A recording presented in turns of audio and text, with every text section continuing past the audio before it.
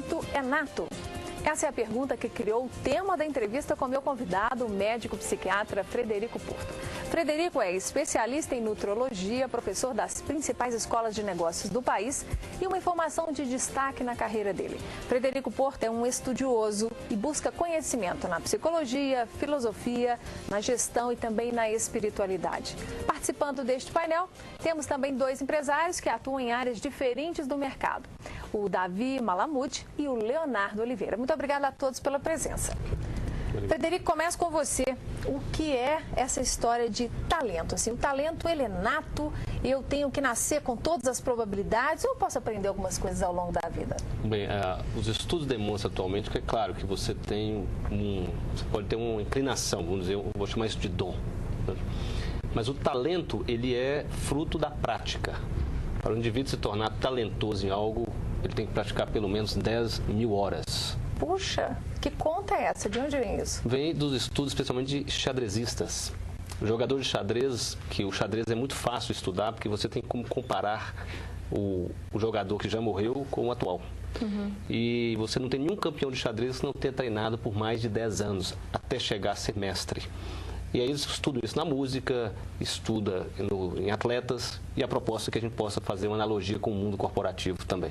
Quer dizer, os atletas eu acho que são um bom parâmetro para nós colocarmos aqui. Aí não tem jeito de não lembrarmos, né, particularmente no esporte brasileiro, do Oscar Schmidt, que confessava, e do próprio Pelé, há quantas horas a mais, além dos seus colegas jogadores, que eles ficavam em quadro, em campo, treinando chutes, treinando as cestas, para eles conseguirem o quê? Explorar ao máximo o dom e realmente serem considerados talentosos? Exatamente. O Ayrton Senna, por exemplo, conta-se que a primeira vez que ele correu na chuva, ele viu que ele não era tão bom, então ele molhava a pista de treino para treinar na chuva. Criava um problema para ele praticar. Isso. Então esse indivíduo tem o quê? Ele tem uma motivação interna acima da média, que faz com que ele se posicione para a prática, e a prática, ela é uma prática aplicada, é isso que você falou, é a capacidade de ficar 1 hora treinando a cesta. Não é só jogar basquete. É a capacidade que Pelé tinha de ficar 1 hora treinando a falta que ele queria bater bem. Porque se você considerar que teria que melhorar aquela cesta ou aquela falta, quantas vezes ele ia bater aquela falta em um jogo? 1 vez? 2? Não sei. Mas na prática aplicada, não. Ele fica pratica 200 vezes, ele fica 1, 2 horas praticando a mesma coisa, e é que você vai acumulando este conhecimento no seu sistema nervoso. Será que vem daí aquele ditado popular? O hábito é que faz o monge? Quer dizer, não basta querer ser um monge se você não tiver a prática da disciplina cotidiana? Com certeza. E eu diria que tem mais 2 pontos, além da prática. Um ponto é essa motivação interna, e o outro são mentores. Ele ter orientação. Então, as pessoas falam assim, grandes atletas talvez não se tornaram campeões porque não tiveram o coach ideal, o treinador ideal. Então, o César Cielo treina em Auburn, porque lá estão os melhores velocistas do mundo. E uma criança, é muito frequente você se perguntar quanto que a família está disposta a investir no talento de um jovem.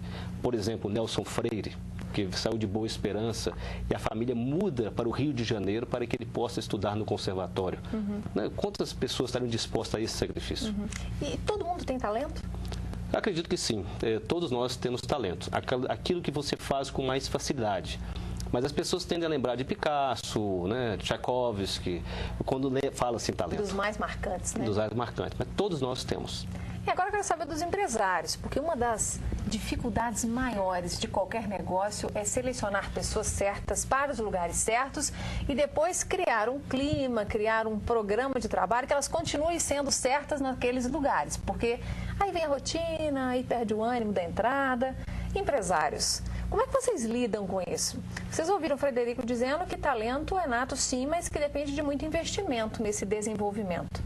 Davi, você, ao longo da vida, já perdeu paciência com algum funcionário que aparentemente era talentoso, mas que ao longo da convivência não se mostrou tão brilhante assim? Não, isso eu nunca perdi. Eu acho que comércio, né? A minha área é comércio, é uma arte. E arte não se ensina a ninguém.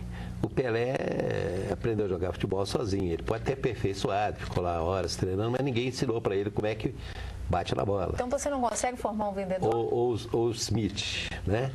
Quando o vendedor entra na minha empresa, ele começa lá de baixo. Em geral, os bons sempre vieram de baixo. O que é lá de baixo? Uma função... Começa numa função secundária, né? trabalha no estoque, muitas vezes trabalhou até na faxina. E aí a gente vai observando com a psicologia se ele tem ou não talento, vocação, e tem que ter principalmente vontade de vencer na vida. Ambição. Agora, do ponto de vista prático, para quem vai ser um vendedor, qual seria a principal qualidade, na sua opinião, que você bate o olho assim nesse exame que você vai fazendo ao longo da convivência e fala, isso daí vai dar certo? Ele tem que ter muita inteligência nata, ele tem que ter vocação para aquilo. Eu não vou nunca conseguir pegar um que não gosta daquilo e ensinar ele a fazer. Verdade, pode aperfeiçoar. Eu posso ensinar, olha, você está cometendo esse erro, aquele erro, mas o 90% tem que vir com ele. Os melhores funcionários que eu sempre tive vieram de áreas completamente diferentes da minha. Como é que você explica isso, Felipe? É interessante o seguinte, nós entendemos que, se você pegar o parâmetro de todas as atividades humanas, elas vão aumentando a dificuldade, ou seja, a régua vai subindo com o decorrer dos anos. Por exemplo, quando Tchaikovsky compôs o concerto para violino, ele era considerado impossível de ser tocado. E hoje, a pessoa toca com 5 anos de prática. E por quê? Porque criaram um método para ensinar o violino. Então, eu acredito que, quando o Sr. Davi usa a sabedoria dele para escolher um vendedor, sim, ele está fazendo algo mais fácil. Mas se nós agora já temos isso, o método para treinar um vendedor, você consegue fazer pessoas que não seriam grandes vendedores, talvez, se tornar vendedores muito bons, igual o tocador de violino. E talvez o exemplo mais interessante, histórico que nós temos disso, é de um educador búlgaro chamado Laszlo Polgar, que ele, para provar, ele pegou as 3 filhas, tirou da escola, as educou em casa. E elas jogavam 4 horas de xadrez por dia. É claro, elas tiveram que fazer terapia depois, talvez, para tirar a raiva do pai. Mas, conclusão, depois de alguns anos, elas se tornaram as 3 são mestras em xadrez, e uma delas se torna o mestre internacional mais jovem da história, superando o recorde do Bob Fischer. Ela se tornou mestre com menos de 15 anos. Então, ele derrubou 2 paradigmas. Primeiro, que mulher não joga xadrez. Segundo, o paradigma que fez 3 mestres. E o que é interessante, ele escreveu um manual para ensinar xadrez. E desde quando ele escreve esse manual, fica mais fácil para os próximos aprenderem a jogar xadrez. Entendi. Tá certo? Leonardo, eu quero saber de você. Você já perdeu paciência, por exemplo, com algum fornecedor que você explica como é que faz, a pessoa não consegue te atender, você fala, isso daí não vai aprender nunca? Você já teve, assim, esse momento de raiva em relação a essa questão do talento que nós estamos colocando aqui hoje? Já sim, e eu creio que com isso a gente identifica que algumas pessoas realmente talvez não tenham inclinação. Imagino que o talento tem muito essa questão da vontade e da inclinação para o aprendizado em determinada área. Às vezes não tem para aquilo, mas pode ter para outra coisa. Eu creio até remeto à época que eu estudei na faculdade, que muitas vezes a pessoa ela tenta um curso e às vezes vai para uma outra área totalmente diferente. Então, assim, acho que ela fica meio perdida ali. Ela sai fora, talvez, daquela inclinação dela, que seria talvez para medicina e, na verdade, escolheu publicidade por ser, por exemplo, mais fácil né, de estar ingressando na faculdade. Com certeza, você colocou um ponto importante. Davi, você nunca se surpreendeu positivamente com alguém que você achava que não daria certo, ou na função de vendedor, ou em outra função, às vezes no financeiro da sua empresa, que exige outras qualificações, outras características mesmo, até de personalidade? Já se surpreendeu? Já me enganei várias vezes, né? Eu pensava que a pessoa não tinha talento e não tinha vocação, e tinha. Oba. Que em certa altura dos acontecimentos se revelou. Né? Entendi. Agora, o que acontece muito no varejo, o que é difícil transmitir para as pessoas, é que cada cliente quer ser atendido de uma forma. Única, né? De preferência. Não, cada um. Você tem que ter... cada cliente é um diferente do outro, não tem uma regra fixa. Que todo cliente vai atender daquela maneira, daquele jeito, usando aquele argumento. Para isso tem que ter flexibilidade. É aí que a inteligência entra? E tem que ter muito feeling para observar como é que ele vai conseguir vender o produto para o cliente. Agora, o Leonardo trouxe um lance, essa questão do ensino. A nossa sociedade, ela quer que a gente acerte de primeira, né? As pessoas que ficam escolhendo demais, parecem pessoas burras, desqualificadas, elas tendem a levar esses rótulos, né? E aí vão cada vez se distanciando mais do seu talento. Você acha que corre esse risco? Primeiro, nós todos temos que escolher a faculdade aos 16, 17 anos, né? Já é uma coisa complicada. Eu acho que a pessoa tem 3 pontos fundamentais. Eu vou citar um cineasta polonês chamado Kiełowski, que tem uma série chamada Trilogia das Cores. Ele dizia que o dom é branco, ele é um presente de Deus. O talento é vermelho, ele é fruto do seu esforço.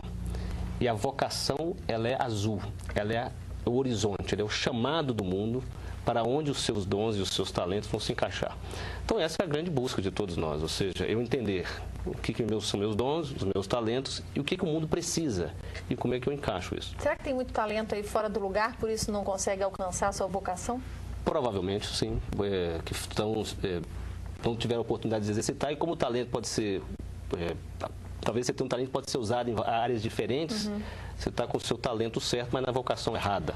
No próximo bloco eu quero que você fale como é que eu, pessoa, percebo que eu não estou aproveitando o meu dom. E aí vocês trazem, por favor, dúvidas que vocês têm vivido com suas equipes, com pessoas de uma maneira geral. Eu quero trazer aqui porque vida de empresário eu sei que não é fácil, viu? É muito cheio de dúvidas, de altos e baixos. Nós vamos aproveitar a presença do Frederico para tirar essas dúvidas e para estimular quem está em casa, ok?